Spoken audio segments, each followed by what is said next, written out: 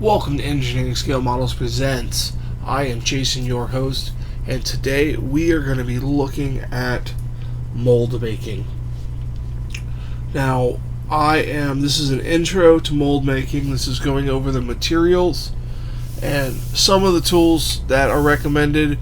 I don't have them all out here because it's a lot of different stuff, but I want to talk about an easy, instant mold that it's not reusable. You're going to get a one-time use. You're going to make a mold, and then you're going to fill it with silicone, and then you're going to make a copy of it out of silicone, and then you can use that to make a more permanent mold.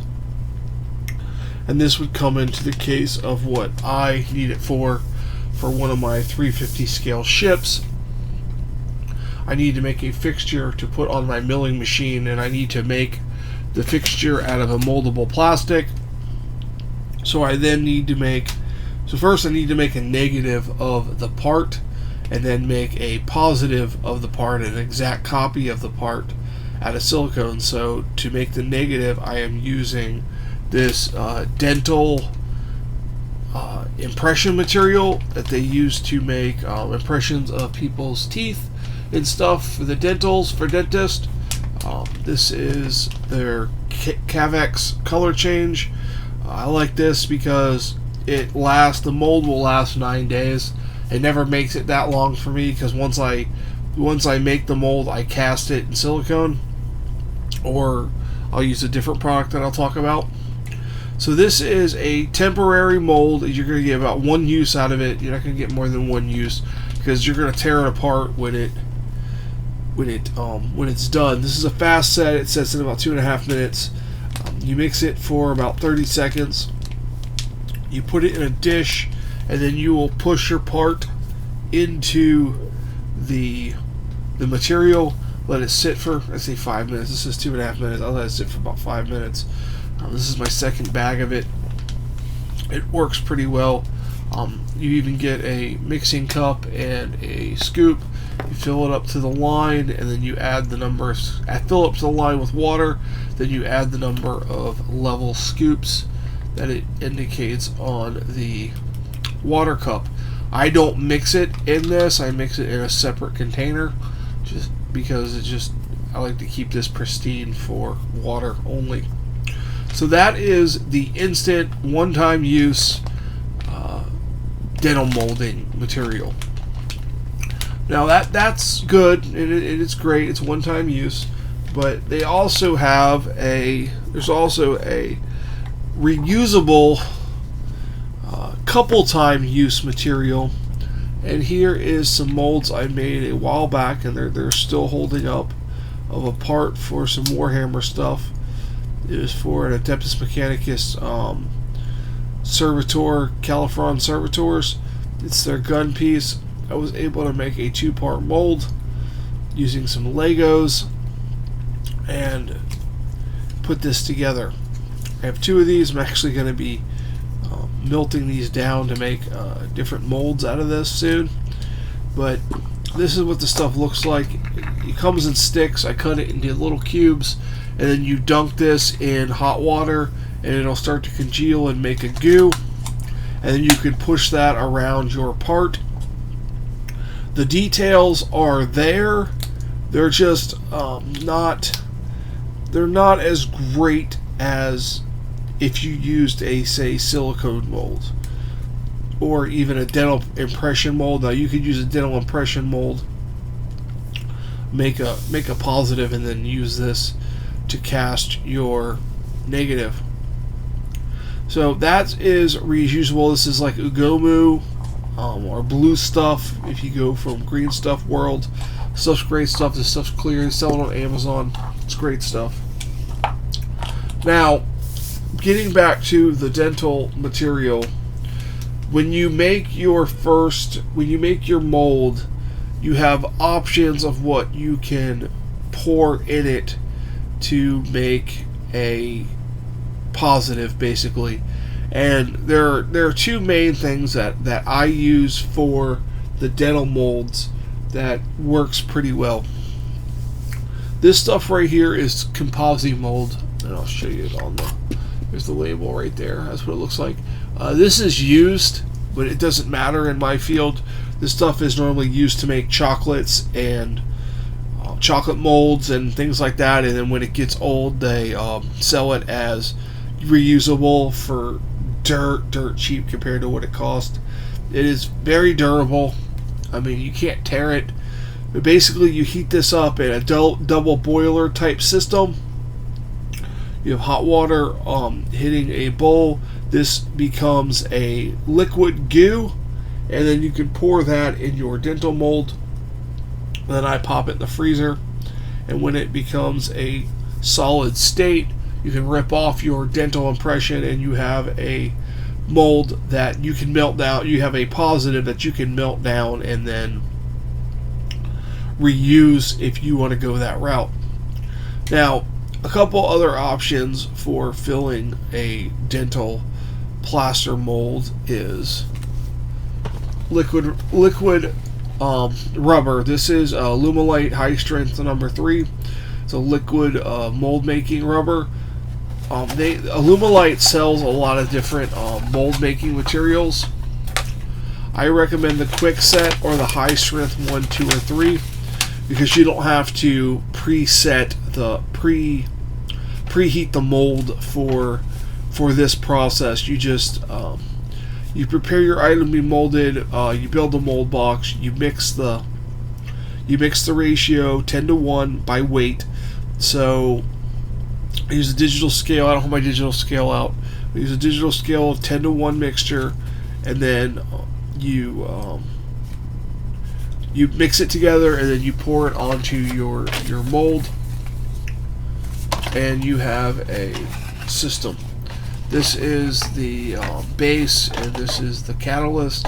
You can come with little cups and a scoop if you want to do the scoop method, but like I said, it's 10:1, so that works good. This is pourable, so you can pour it into your. You can pour it right into your dental impression, and then you have a more permanent mold of things like that. You can mold a part directly and make a single mold, and then cast parts out of resin or other materials. Like, I'll get into what you can actually cast the parts out of if you're using it for model making, what I use and which works pretty well. You can get liquid plastics to pour in there, but that's that. So this is what I would pour into my dental mold. Now, let's get into making different types of mold, more permanent molds that you'd want to cast many parts from. Now, there's a couple of options for this. There is a silicone molding putty. You mix part A and part B together, like a little bit like green stuff, and then you put it in a you squeeze it over, you press it over your part, and then you let that cure, and then you can flip it over and do it over the other part, and you have a mold. It's not going to be super great, but it is a quick way to make a mold without getting into all the liquid pouring and making a dental alginate mold and all that stuff. So there's 2 different kinds of this. There's amazing molding putty. This stuff's pretty good, so you can do this. You can fill it with clay, wax, soap, food, all kinds of stuff with this. It's the same kind of thing. You mix the 2 parts together, and then you do an impression of it, and then let cure for 20 minutes, and you have a copy of it. You have a mold of it, and you can make copies. Now, you can also do it the DIY way. And this is probably the cheapest way to make molds out of anything. You take silicone, 100% waterproof silicone, not silicone latex or anything with any additives. This is basically 100% silicone. And you take this and you mix it with just a smidge of water and some cornstarch. And you can also use cornstarch to lubricate your molds. This is what I have this big giant cornstarch for. But you mix the silicone and the cornstarch with a splash of water, or you can use some red food coloring or some blue food coloring, just a couple drops, and you can mix it all together with a wooden stick on on some saran wrap or in a Tupperware container. Mix it all together until it starts to be one consistency, and then you can use that to cast molds. It actually becomes like a silicone putty, and you use that to cast, and that's a permanent mold also. Now, that is the molding products that I have.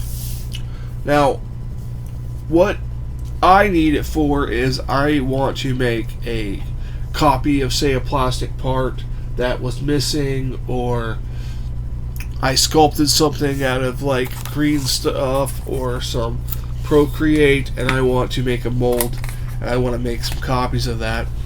So what I would do is I would make my molds, and then I could fill it with green stuff or epoxy sculpt mixture of this putty, mix it together, and then squeeze it into the mold, and then squeeze the mold together. And that's what I did with these. You can see I have plastic on these, and the molds are square. They have registration pins. So I recommend, if you're going to make a mold, make it on something like polypropylene. This is 100% virgin polypropylene.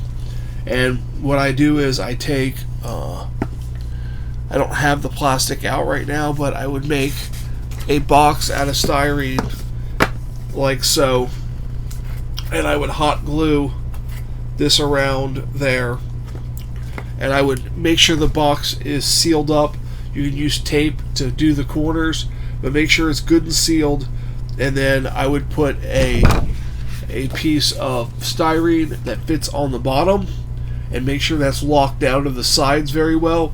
And then I would use a thicker piece on top as a plunger piece to push down in the mold to make sure it's all smooth.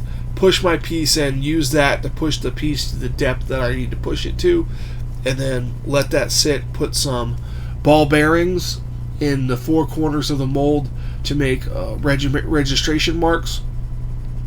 And then when you've done that first half of the mold, you pull out your part, you leave your part in, you pull out your four ball bearings, and then you put the next molding material on top after the lower layer has cured. Then once everything is cured, you can break the mold apart, and then you can just pull apart the mold, take your part out, fill it with putty, and then put it back in the mold and put weight on it, and that will keep it secure. So that's what I did with this here. The only thing that's left on these is the plastic tops, and I actually made these at a 1 mil, and I wish I would have. And next time I'm going to make them at a 0.100 of an inch. It's a lot thicker, it's a lot more durable, and it doesn't give you the flex like this was giving me in making the product. So that is a quick rundown on the different moldings. Now, if you want to use molds to make a fixture to clamp something in a vise at a certain angle, or on a mill, or say you want to mill out the door holes on a ship, and they got to be perfectly precise. Well, what I plan on doing is making a dental alginate mold, then casting a silicone copy, and then using this moldable plastic that you heat up in water. I've shown this on the channel before. And then making a plastic fixture that hugs the silicone mold perfectly. Let that cure, mount it to the table through some bolt holes I'll put into the plastic mold, and then I can take the silicone piece out, add my plastic part, and then add the custom clamps to it that I'm going to make out of the plastic. Hold it down, mill out my spot, and then basically everything can be melted back down. This plastic can be melted down into a new fixture. You know, if I use the composite mold to make my part instead of silicone, that can be melted down. The only thing I lose is the dental alginate, which this bag costs about $18, and it will last me plenty and plenty of molds.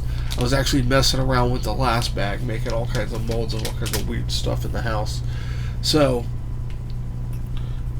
this composite mold, heated up correctly, it is a pain in the butt to heat up with a double boiler and all that stuff to get it to the right consistency to flow into the mold correctly. But you can make a very good copy of a part to then cast with the polymer plastic that is meltable and all that stuff.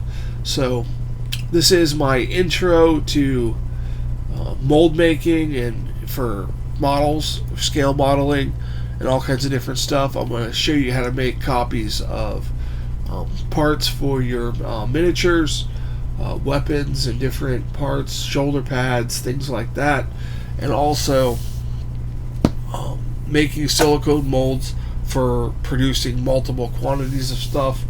I don't know if I'll get into pouring liquid plastic because that stuff's expensive and it's a mess.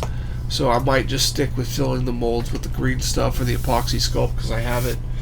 I've never had a need for the liquid plastic. I've always used the green stuff or epoxy sculpt or a mix of the two. It's always made a good part, and I was also able to sculpt it and do any details to it that I needed to do.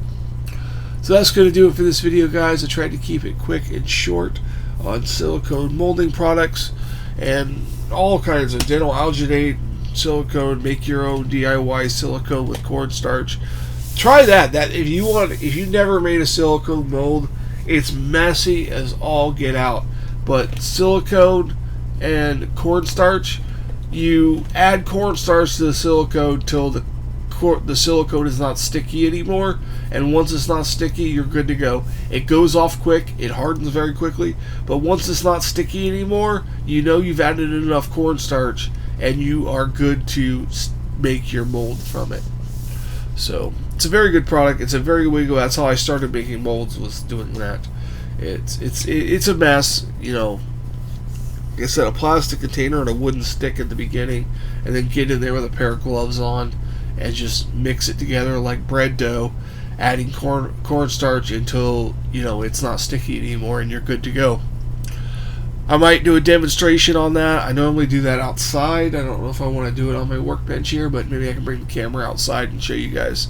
So that's going to do it for this video. I hope you guys enjoyed it. You can visit me on these social media links. You can also visit me on my Patreon page, where I will be posting tips and tricks and all kinds of stuff with no need to sign up. Thank you all so much, and have a fantastic day.